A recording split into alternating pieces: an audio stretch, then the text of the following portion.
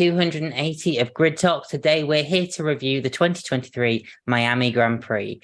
My name is Ruby Price, and joining me, we have Grid Talk co-host Tom Downey. Hello. And Grip Strip podcast host Philip Mathew. Hello. Before we get into the episode, we must thank our sponsor for this episode, BetOnline. BetOnline.ag is your number one source for all basketball info, stats, news, and scores. Get all the latest odds and lines, including the latest player reports for this year's pro basketball playoffs. BetOnline is always your sports information headquarters this season, as we have you covered for all of your sports wagering needs. Basketball, MLB, NHL, hockey, right to UFC and boxing. BetOnline is the fastest and easiest way to get your betting info, including live betting options and your favorite casino and card games you can play right from your home. Head to the website today or use your mobile device to get in on the action. Be sure to use our promo code BLEAV, that's BLEAV, to receive your 50% welcome bonus on your first deposit. Bet online, where the game starts. And before you do that, if you enjoy this podcast, we'd love it if you could take 5 to leave us a 5-star rating on Spotify or a 5-star review on Apple Podcasts. And if you're one of the 72% of people who aren't yet subscribed to the channel, please consider helping us out with a like and a subscribe. So Max Verstappen convincingly won the Miami Grand Prix today after starting from P9, after the Red Bulls were in a league of their own against the Aston Martin of Fernando Alonso. Tom Downey, Max called it simply bleeping lovely. Was it so? Yes. I mean, it was a perfect day out for the Bulls. No doubt there will be a bit of there'll be a bit of discussion over, you started Max on the hard and check on the medium, so Max had the better strategy, and all that. You just know that there's going to be some annoyed people like that, and some, people are going to be going, Brazil last year and all the rest of it. They're going to be trying to engineer a fallout. Netflix probably gonna have a field day making up a storyline as well. But no, it was just a perfect day for them. Max did what he needed to. He kept his nose clean in the opening lap, because it'd be very easy for him to make a dive bomb, make a lunge. And I think a few years ago we'd have seen that. But he just kept his nose clean, did what he needed to do. Those hards turned out to be a very, very good race tire as well, because the mediums, they grained very quickly and quite heavily. We saw it with Alonso because he went because he's a minus 12 for Plan A. But yeah, Max did 43 laps, I think, odds on the hard tires. I'm still setting like fastest sectors after 41 laps or something on those tires. It's like, I said in Slack, there's a chance he can move to softs. He didn't. He went to medium, sensible, real Perez in. Perez put up a pretty valiant defense, to be fair. I was expecting Max to go through easier than he did, but it was always going to happen. And yeah, sailed off into the win, deserved the win. And Checo did very well off the line, because historically he's not done that well off the line. As we've seen a few times. Singapore last year being a notable exception, where he beat Sainz off the line, but yeah, came home P2, never under threat from anybody behind him, and it was a good day for the Bulldogs to finish P1 and P2. Yeah, it was lap 45 that Verstappen ended up going to on those hard tires, and came out, just 2 seconds behind Verstappen, not even 2 seconds behind Perez, and that was with a slow stop by Red Bull standards. But really, Checo led from the start, but pitting early in his championship rival for the hards handed the advantage to Max. Was Checo ever going to win today? I mean, early on, if he didn't have the graining, Ruby, I think there might have been a chance. It just didn't seem like he was able to get away, like in previous races where he's been in that similar position. But I would also say that even in that case, Verstappen is kind of always figured out a way, whether it's a combination of his own work, the team, or just everything together. Those positions, times when he isn't he's out of position, he usually makes that time up very quickly. In this case, he was only maybe about a second and a half ahead of Alonso at any time. Maybe he got to 1.8 seconds, and that really wasn't going to be enough. They got into a DRS train of sorts. the Mercedes being dogs of cars on straightaways. You have the Alpines, trying to get past all of them was simple. The Ferraris doing their Ferrari thing. So, I mean, in the end, the hard tire being the better tire, and the fact that Max didn't really have any resistance whatsoever. Once he got up to fourth place, it basically was, or third place really, because he wasn't really worried about Gasly. It was going to be game on, and he had the advantage. They would trade fastest laps. But I mean, for Checo in the end, getting second place, I think he probably wanted to win. It probably didn't work out the way he wanted to, but on to Imola and see what happens over there. Now we're kind of going to get into a little bit of a rhythm with this season. And Checo now 14 points back. He doesn't want it to keep on expanding. He's going to have to respond here over these next two races, which of course, Imola and Monaco. Yeah, absolutely. And really, this was kind of the result that Red Bull should be getting this season, and that's where everyone should be expecting them to be. Max Verstappen obviously winning is the expectation that we're getting. Perez in that Red Bull should be P2 minimum, is what we're expecting and what really should be happening, and is probably going to happen for the rest of the season whilst this Red Bull is such a dominant car. Tom, looking at the Aston Martins, Fernando Alonso P3, Lance Stroll P12. Alonso had such space around him. He was watching Stroll on the screens around track. How did the Astons get on today? On the face of it, you'd say mixed, sort of like contrasting fortunes, because obviously Alonso on the podium and Stroll at the points. But given the absolute clangor that Stroll had in quali, to work his way back up to P12, pretty good result, I'd say, for Stroll. Probably disappointed he didn't get in the points, but he went fairly long on the hards. Didn't quite pay off for him because he was stuck in traffic a bit more, and obviously the Aston didn't work through the field like the Red Bull did. But I mean, P12 it's a good result. I think Stroll can still take a lot of positives from it, and Alonso, yeah, I mean, next week or week after, when we're in Imola next, somebody give the man an iPad in his car, or a OnePlus thing, or somebody give him a tablet so he can load up Netflix in case he gets bored of watching his own teammate on the screens. Because if he's going to have that much space in front of him and behind him, he's going to be bored. He's going to be so bored. He's going to be driving around just like, I wonder if I'll watch another episode of, Breaking Point or something on Netflix. Or maybe he'll watch Drive to Survive, who knows? He loves Looking forward to that weird camera reception of like being on board with Alonso, watching something else. Yeah, the helmet cam's going to have a lot to answer for on that one. But P3, it was as good as he was going to get. I thought if he is going to get a jump on Checo, it'll be right at the start.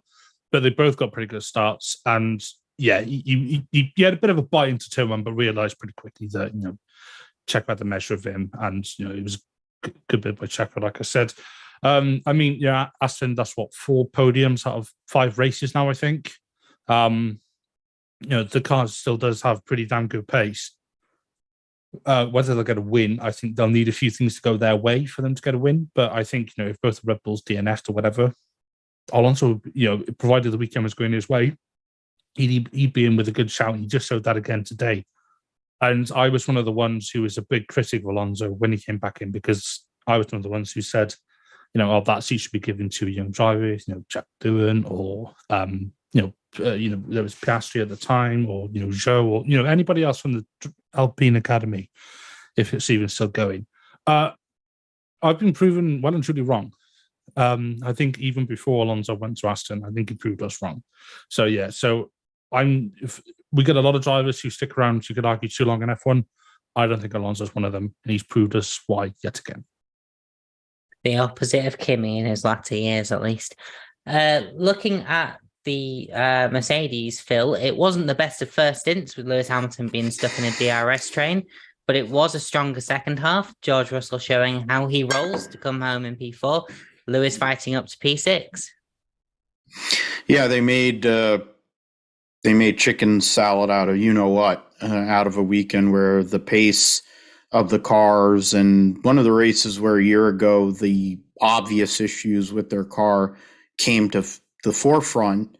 The same problems that have existed since the start of this kind of what they built up have continued, but to take what didn't look like was going to be a great weekend and to get decent points out of it is about as best you can. They're only 6 points behind Aston Martin at the moment for second in the Constructors' Championship. Lewis now maintains fourth place in the drivers. George is now only 4 points behind Carlos Sainz for fifth. So, I mean, it's I guess a recovery weekend of sorts. Now that this famed upgrade is coming for the Parmigiano-Reggiano Grand Prix, we'll see if Mercedes can actually look like a decent car for the first time in a while, outside of Brazil last year.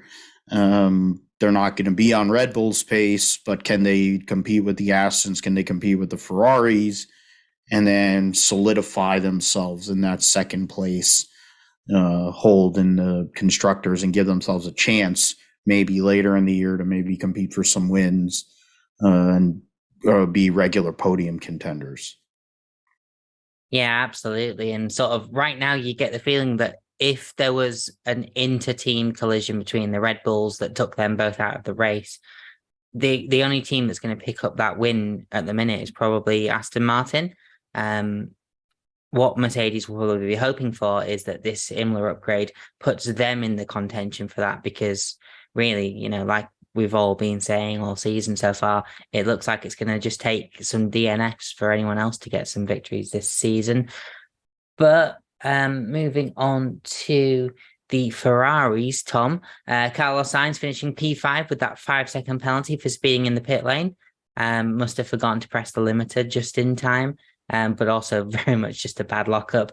Leclerc finishing P7 after being passed by Hamilton in the late stages of the race.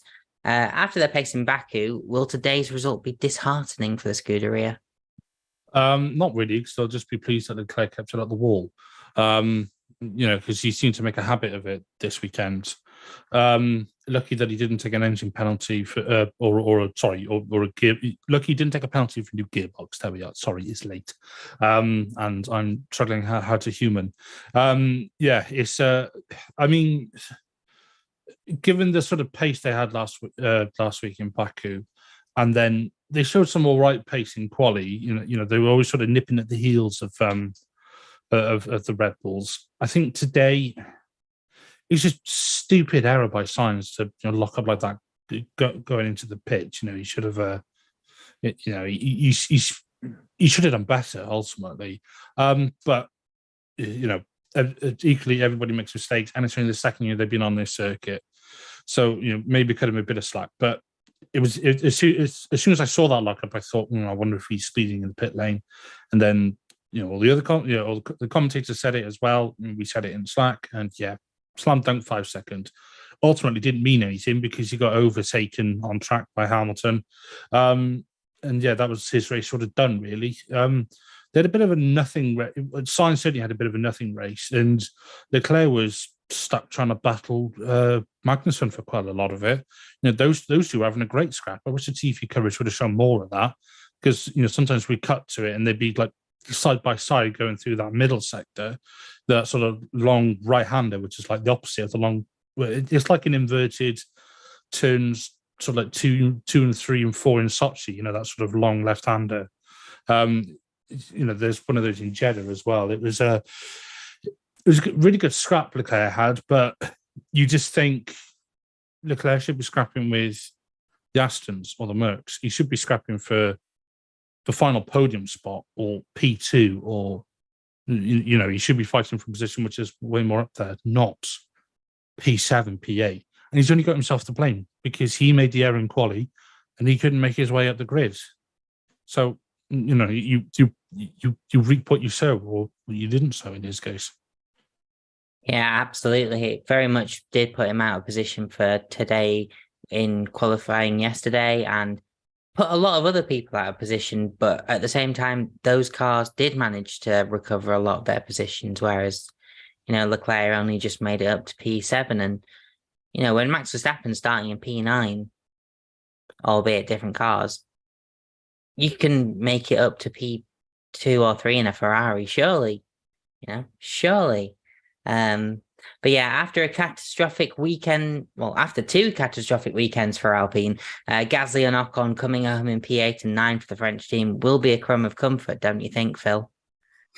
Yeah, it's been a fortuitous start, I guess, in some ways for them.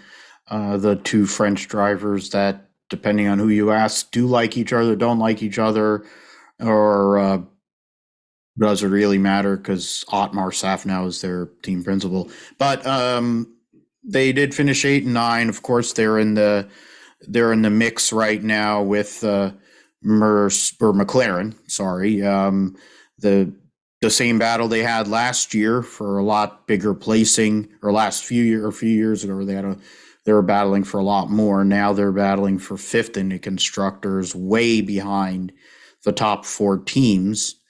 And they've lost a huge amount of ground to Aston Martin relative to where they've been the last few years towards them. So it's I think now with this break and now coming back for the European season, those are two teams we have to look at to see what they're going to bring to the table, upgrade-wise, what they can do to try to make some impression on the top 5, definitely staying in the top 10, because I think there already is a delineation of the top 4 and everybody else, but I think it's time to kind of go and get themselves out of that second tier, and maybe or second tier amongst all the teams, and then maybe make their own second tier and separate themselves from some of these other teams, like the Ferrari customers and AlphaTauri and Williams. Yeah, absolutely. And Pierre Gasly as well, kind of keeping his nose clean, which is important for him, obviously, with the potential race ban that's still looming, but just keeping it clean until we reach the point of him not having, 1 point until a race ban. That's ultimately the ultimate goal, I think, for Alpine and Pierre Gasly so far this season. And a home Grand Prix for Haas, and Kevin Magnussen fought his way to claim the final point in P10, and Nico Hülkenberg coming home P15. Tom, were you impressed by K-Mag today, who really had his elbows out at times?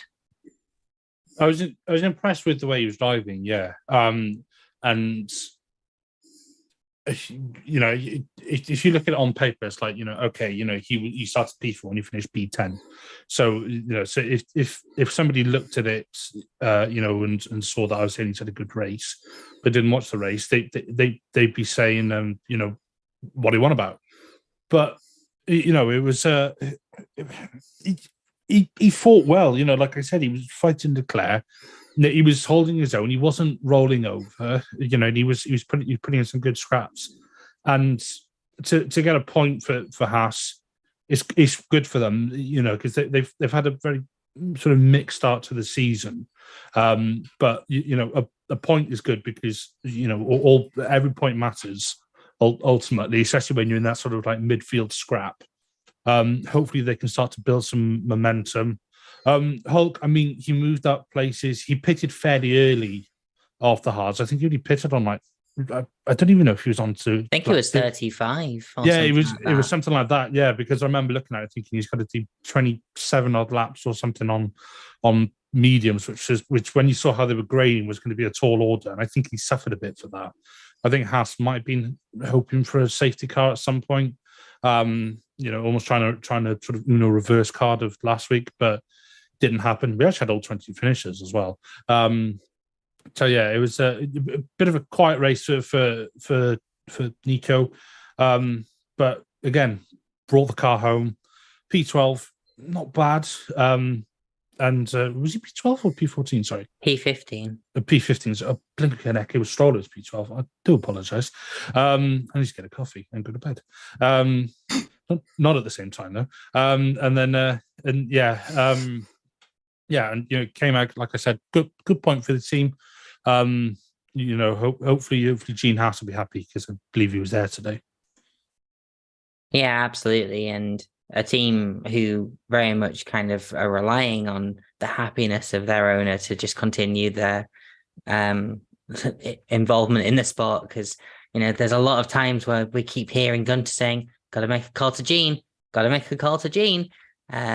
just to, cover off those broken stuff. And FP1 as well, with Hulkenberg crashing out. It's going to get expensive. That'll undo everything they've done by dropping Mick Schumacher. But Phil, let's look at the Alpha Tauris. Yuki Tsunoda, the first of the non-point scorers, missing out by 1.5 seconds. But his teammate needed to pit for a new front wing after an amateur-looking move into turn 1 on lap 1. Not the best weekend yet again for the Red Bull sister team. Yeah, I really don't know what has happened with AlphaTauri over the last couple of years. We were at 2020 and Gasly wins the Italian Grand Prix. He would always be one of those first guys that was at midfield tier and would get themselves right in the mix. I think this new formula has completely left him out to lunch. And all those rumors about them selling and people wanting to buy in and et cetera, the constant driver changes. And, now Toast is gone, which is a bonus anyway. And they're getting some guy from Ferrari, which to be fair means they're probably going to still be in the same place. But I don't really know. I think for De Vries, he's pressing a bit to compensate for a car that really isn't there. Yuki Tsunoda's been at this how many years, and he's finally kind of learned to calm himself down. The car still isn't very good. It's more of a case of trying to hope for a lot of carnage and get a points finish. Otherwise, they're really going to have a hard time having the pace or trying to do it on merit. So finishing 11th place, about the best they could ask for on this day. And, we'll see what happens at their home Grand Prix in Imola here in a couple of weeks' time, if AlphaTauri can actually do anything. Yeah, definitely. Tom, the Alfa Romeo struggled around the Miami circuit today, and Bottas faded away after he was passed by the Merc of Lewis Hamilton. Something they need to fix before the triple header of Imola, Monaco, and Spain? Oh God, here we go. They're confusing at the minute because they'll be, they were P1 and 2 in FP1, which I know isn't entirely representative, especially as it was running at a different time this weekend. But they were really, really quick, and then hang on a minute. I'm sorry, I'm meant to be talking about Sauber. Alfa Romeo, yeah. Alfa Romeo, yeah. And sorry, you said Hamilton. I'm basically. No, it's I do apologize. That's one for the clips. Late night shows. Exactly. Yeah. This is. I can't believe people actually listen to me drone on about this. Let's try that again. Sauber, no. Alfa Romeo, God's sake. Okay.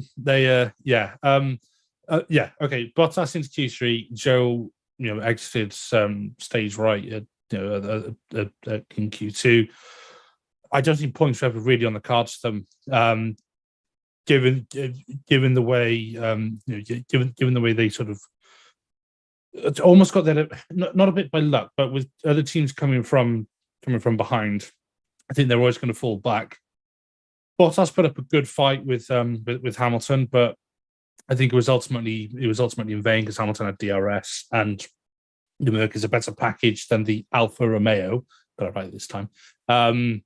It was a bit of a quiet race for them. I think they'll be disappointed not to have been in the points, and given where they were this time last year, it's not looking too promising for them. They can't wait for that sort of German sort of input of money and sort of branding, and well, not branding, but sort of like technical stuff soon enough. I don't think. It's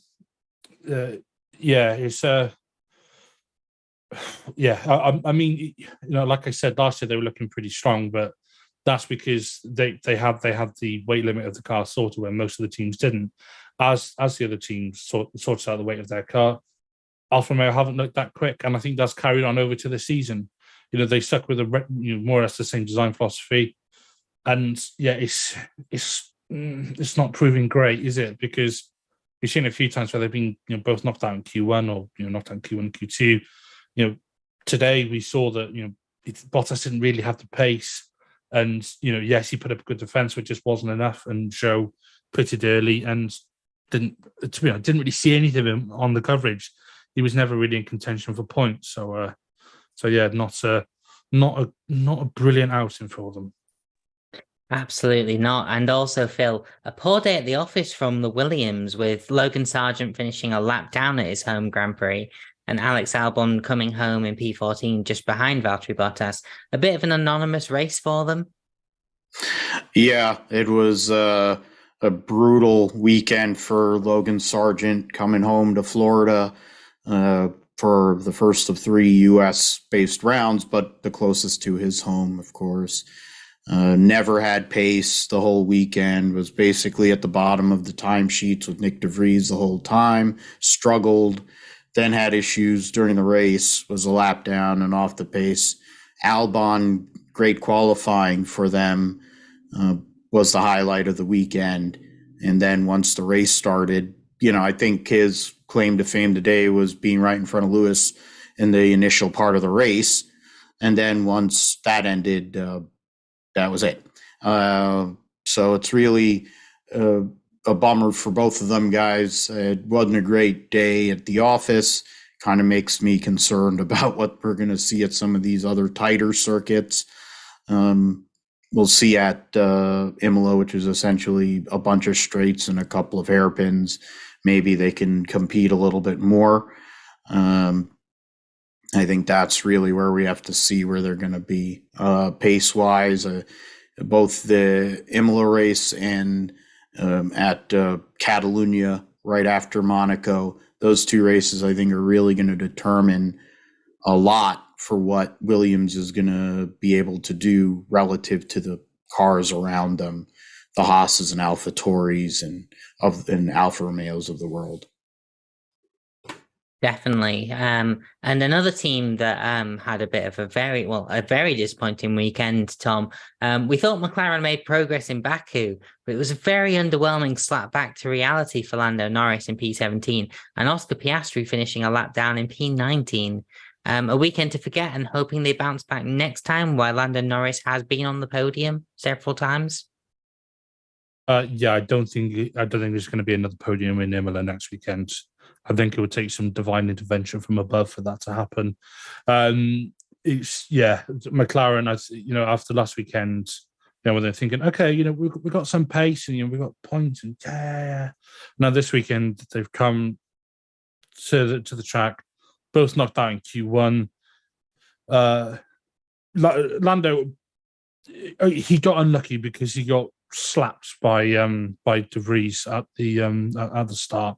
That's not a very technical way of saying it, but he did get absolutely punted off because he'd actually made a lightning start. I know he's on softs, but he'd made an absolute lightning start. But unfortunately, he was punted off, and that ruined his race. And then his teammate, Piastri, had to pit for a new front wing on lap 2. I think maybe started lap 3, and slapped him on hards. And then that was it. That was their race over. That's what we saw. This B spec that we've seen in Baku. I struggle to see the difference between that and the spec before. I mean, at least they're not having to top it up with hydraulic fluid every 5 minutes, and Piastri's not at risk of getting electrocuted. So I suppose that's progress. Good job, McLaren. But yeah, I don't have much to say. Lando looks like he's regretting all of his life choices at the minute, and I don't blame him Because 2 years ago, he got a pole position. He was getting a couple of podiums. He was on the podium in Monaco and, all sorts. He got a pole position. He was chasing down his first win in two consecutive races. He was in contention for the of the races. But yeah, it's just come crashing down, and I feel for him. He's committed his future for a long time to McLaren. I wonder how long that's going to last, and especially if someone like Hamilton decides to retire, or if Leclerc moves on from Ferrari because there's a bit of disharmony there. Lando's got to be one of the hottest drivers around, because we've seen what he can do in a quick car, and we've seen. He's just. I feel for him. I really feel. I feel for both of them. Yeah, certainly another fall in grace for McLaren, obviously. And like you say, a few seasons ago, Lando Norris was fighting for his first wins in 2 consecutive races. Now he's fighting to finish on the final lap. And that's not where McLaren want to be. But that was all of the teams for this Miami Grand Prix. For the first time, let's do an official driver of the day voted for by our Grid Talk team. Officially, Max Verstappen. Tom, do you agree with this? Was Max Verstappen your driver of the day? Yes.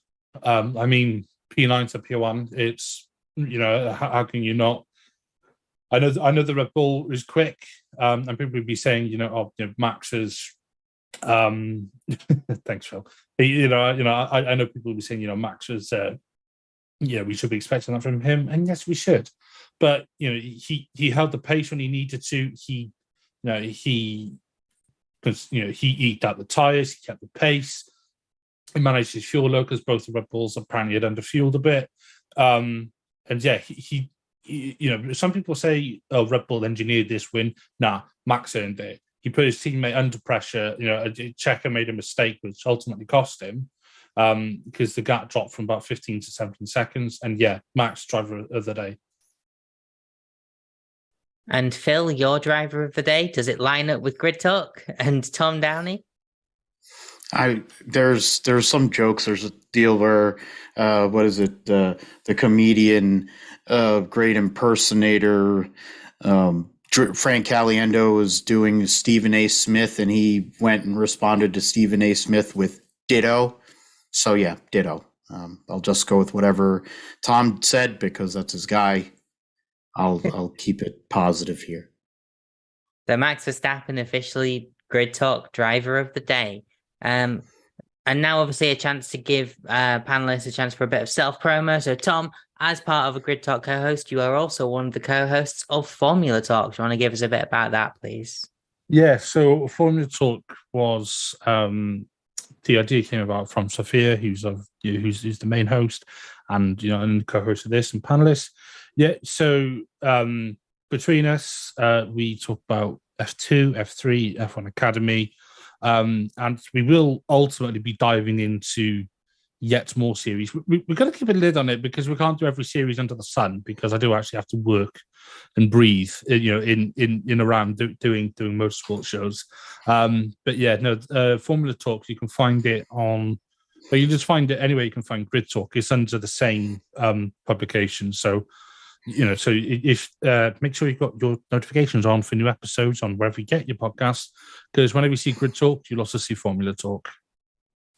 Yeah, absolutely. And Phil, Grip Strip Podcast, give us the pitch. Yeah, Grip Strip Podcast. We're coming up on 168 this coming week. Talk about all things motorsports. The easy way of talking about it or saying it is, if you like things that go fast, you can hear it here on the Grip Strip Podcast. Talking about Formula One. We'll talk about the NASCAR race that's about to end here in 5 laps. We'll also talk about IndyCar in the month of May, the Indianapolis Grand Prix, and a wide array of other motorsports, or 2- and 4-wheeled variety. Myself and my co-host Joshua Fine, a former contributor here on the Grid Talk. You can find us at Grip Strip Podcast on YouTube, at Grip Strip Pod on Twitter. You can find me at Philip G. Mathew on Twitter, and Josh at JP Huffine there, and he's uSailor2 on Discord, where he goes and shows his prowess on iRacing as a former iRacing Indy 500 champion, since that doesn't theoretically exist anymore.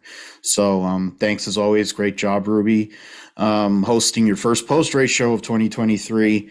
And great to be on with my buddy Tom, and for everybody here, and Aiden for the great work he does behind the scenes. So thanks to everybody here on the great Grid Talk crew.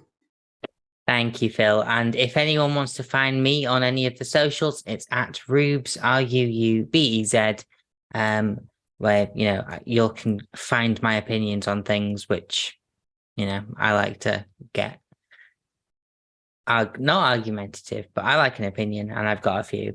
But Grid Talk is available on YouTube, where most episodes are recorded live. We will just, hang around for a little bit after the show just to talk about that showmanship of an intro. I think there's a lot of stuff that, we can definitely talk about there. And also just answer a few of your comments in the live chat that's been going on. But also we are available on Amazon Fire, Spotify, Google Podcasts, Apple Music, Verbal and Pocket Casts. Just search Formula One Grid Talk for our huge back catalogue of shows with previews and reactions to the qualifying and the race results. You can consider supporting the channel on Patreon so we can get mics, lights, and better recording equipment. And also make sure you subscribe to the first know when each new weekly episode is released. We'll be back soon with plenty more F1 content. Thank you very much for listening to the Grid Talk podcast presented by Bet Online, and goodbye. And on that note, let's get started talking about what can only be described as the Americanism of Formula One again. Phil, I'm going to start with you, so we can sort of get a bit of a American insight. Like, this kind of bombast we see at a lot of American sports. How do you think migrating it into F1 is going? I mean, I think they're trying to make Miami seem like it's a legitimate thing when you know that they're driving in the parking lot of the Miami Dolphins Stadium. To be fair, I think for the Latino community, and of course with the likes of Checo being there and Alonso being competitive again, that's a good thing. And you're bringing a lot of Latinos in, and you're bringing a much more diverse crowd into it. The fact that the pomp and circumstance and all this nonsense doesn't really do anything in terms of the actual product. I really don't care. They had an hour and a half pre-race show connected with Sky that they showed here. I think I might have watched about a half hour of it. They said 3:30 is when the race starts, so I literally changed to it right on the formation lap because the Cup race had already started, so I wanted to watch something that was actually going on, and then came back around. It really does nothing for me, but then I'm a fan for 30 something years, so it's not like I'm the person they're looking for. Hence why they bring people like Danica Patrick on there. They really want American fans, but they want segments of fans to show up and watch Formula One. And so be it. God bless them. Whatever floats their boat for amount of money. Now they're talking about running it as a night race. Since we need another night race in Formula One, let's go and have a night race in a parking lot. That'll be great. Well, they've already got the night race coming later on this season in Las Vegas. But Tom's obviously sticking to talking about that pre-race showcase of the drivers. I can't quite remember what they called it, but obviously will.i.am doing a bit of composition and orchestral arrangement. And Lil Cool J, who LL Cool J. LL Cool J, thanks, Phil. I sometimes forget he even exists after NCIS LA and Deep Blue Sea. But what did you make of it? Obviously, announcing all the drivers, giving them a bit of hype. What did you think? Oh boy. What on earth did we just see? What the hell was that? I get that we're racing in America and different countries have different traditions, but when they race at Silverstone, you don't have, Big Charles and Camille's or Will and Kate or whoever handing out trophies on the podium.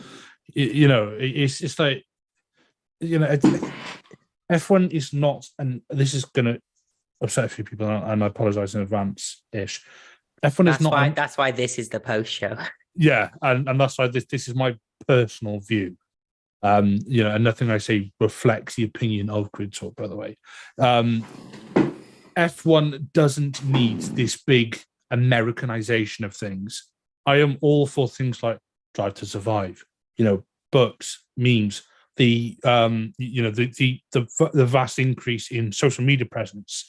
I mean, heck, even to a point of having celebrities in the paddock, I agree with. But where I draw the line and where I have an issue, not that anybody's really going to care, is when you have a full-on stage and you're introducing each driver like it's some I don't know what. But WrestleMania. Having some rapper bloke who instantly I've never heard of, announcing out all the drivers and then all them walking out. When you saw some of them walk out, they were thinking, "Oh, just go away and let me get on with it." And it was just bizarre and just it was quite cringeworthy. The drivers were there to race, and they want to focus in their own way, and it was just a bit. I just didn't like it. And Vegas is going to be so much worse. You just know it is. It's just. I'm just not a fan. I get what they were trying to do, and like I said, I'm all for change, but this is arguably change a bit too far, and I don't think it added anything. I really don't. And it's things like Brundle's grid walk. I mean, I know he's not at every race at the minute, because he's 60 odd, but it's like having his grid walk split up in two, and then Brundle not being able to get through. He is F1 media. Sky Sports is, the footage they have is the global broadcast. It's just, and then the bit that really sort of took the biscuit for me was, Sir Jackie Stewart, a name synonymous with F1. One of the absolute goats of F1, being told by some some bloody pencil pusher that he can't, they can't go and talk to Roger Federer. Jackie Stewart didn't give a damn. I was nearly going to swear them, but I'm not going to. Jackie Stewart did not care. He was just like, yeah, whatever, son, get out the way. He was like, yeah, you might be bigger and stronger and younger than me, but I'm just going to walk through. And he didn't give a hoot.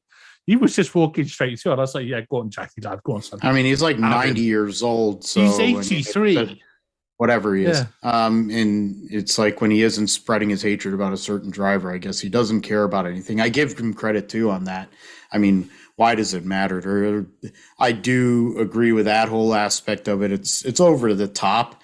And I mean, that's why I don't watch it. I don't put myself through it because I'm not trying to get agitated before watching a race. There's been plenty of aggro that went on a couple of years ago that probably tested my medications. I don't need to watch pre-race fluff to do that, largely because Danica Patrick's on there, and she makes me want to throw a brick through my TV, and I don't have the money to replace it. So because her takes on everything are just so overwhelmingly great about Formula One, since she never drove a Formula One car unless I'm not going there. I'm not going to do it. It is a post-race show, but I'm not going to go there. I'll save it for my own show. But the fact is, the hell is her credentials to talk about Formula One other than she's a conservative nutbag? So she's on Sky because of that jackass, what the hell is his name, Rupert Murdoch. So that's the only reason she's on Sky, and she's American, and she supposedly drove a race car once. I say supposedly because that's really what she was when she drove a race car. The fact of the matter is, like, they have James Hinchcliffe do it. Let him talk about it. All right. The guy got shish kebabbed by a freaking wishbone and almost died. Came back and was an IndyCar race winner. He's literally one of the best people that talks about motorsports in this country. Just happens to be Canadian. The fact of the matter is he's a good dude. People like him. Let's listen to him because he actually has credibility. Oh, he ran in Europe too and actually drove against some of these guys at one point. You know, his best friend, Robert Wickens, God bless him that he's still able to race, albeit with hand controls. He raced against a lot of these guys. They have more value. Bring people that actually have credibility and value to the racing. Don't bring and do pomp and circumstance and all this and Michael Buffer or whatever the other wannabe Buffer does UFC. You know, like nobody needs that crap. I mean, I know at Vegas it's going to be worse. It's going to be like the boxing entrances or similar to what you guys said with WWE.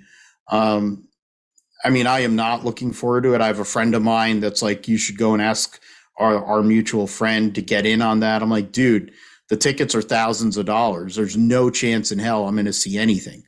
Even if I were to somehow or another get lucky enough to get a hotel, it'll be on the other side of something, and I'll be staring at like a portalet, not any part of the racetrack. I'm going to be staring at a team truck. I'm not going to be staring at anything that's happening. And it's like, I'm an American. I'm a fan for most of my life. I love this sport, good, bad, or indifferent. I have interest in it more these days because of what we have going on here and the group that we have and the great group that we are working together. That's really what drives me with Formula One. The competition aspect of it, the product on track, a lot of the contrived aspects of it that are happening on the racetrack, let alone Drive to Survive, make me not want to watch Formula One to the same extent as I used to. And but it also goes with the way NASCAR has gone over the last couple of decades, last 15 years, really. And then that's why the fan base is starting to get turned off by it, and we see where it's going. Yeah, absolutely. Like we've all said, we're expecting it to happen again, probably in COTA and Vegas. The pomp and circumstance is going to go through the roof. As long as for the rest of the season, as long as they're not riding out on like horses or longhorns or something. Don't give them ideas, Phil. No. I mean, I think the thing that would be great is like if Alonso rides out on one of Taylor Swift's outfits or something. That's when it'll be next level. Or if you have Max Verstappen riding out on the ego of his dad and his future father-in-law, which will make him be about 80 feet up to the sky, so you might be able to get to the top of that tower they have there. That would be a good one. But otherwise, like if they're coming out on horses or something, that's probably going to be bad because we know it's going to be. I think, Rubes, you're going to be called in for Las Vegas. I think they're going to really need quality control, and I think they know that you're going to be able to find the right type of entrances for them there in Las Vegas. I mean, if F1 want to get in contact with me, I will sort out their quality control for sure. However, I will certainly be sending an invoice for that. Yeah. Yes, absolutely. But to just sort of wrap up this post show, 2 comments. One from Charles White: Ferrari have a lot to go and process after today. It was not a good showing overall, and at the current race paces, a Merc shouldn't be able to hold against a Ferrari. Kind of what I think we all sort of said, the Ferraris just weren't where they should have been.